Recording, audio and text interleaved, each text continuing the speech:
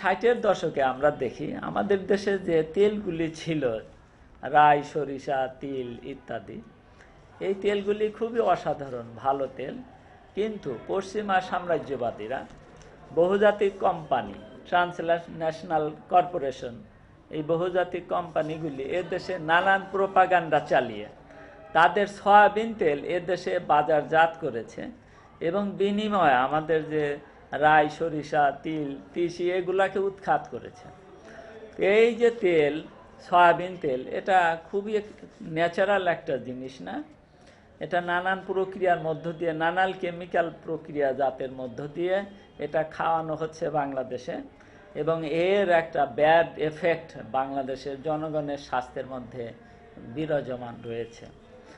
এই ক্ষেত্রে আমরা ভালো তেলের জন্য আমরা খোঁজ খবর নিচ্ছি। বিশ্বে একটি ভালো তেল আছে, সেটি হলো পাম তেল। পাম তেল মালয়েশিয়াতে তৈরি হয় ব্যাপকভাবে। তো এই দেশেও এটা চাষ শুরু হয়েছে। আশা করি এটি একটি উচ্চ ফলনশীল এই বৃক্ষ থেকে এই তেল তৈরি হয়। বাংলাদেশের যেখানে যে কোনো জায়গায় একটি লাগানো যায়, এতে বাংলাদেশের প্রাকৃতিক ভারসাম্য রক্ষা করা যায়। ঠিক অনুরূপভাবে এই বৃক্ষ রোপণের মাধ্যমে যে তেল উৎপাদন হবে, তা দিয়ে বাংলাদেশের তেলের চাহিদা এবং উন্নত স্বাস্থ্যের অধিকারী বাংলাদেশের মানুষেরা হতে পারে। হ্যাঁ, এবং যা এইটার আমি সাফল্য কামনা করছি। এই তেল যাতে বাংলাদেশে প্রচুর পরিমাণ উৎপাদন হয়।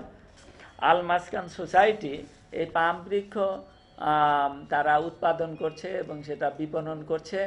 তাদেরকে আমি বিশেষভাবে ধন্যবাদ জানাচ্ছি।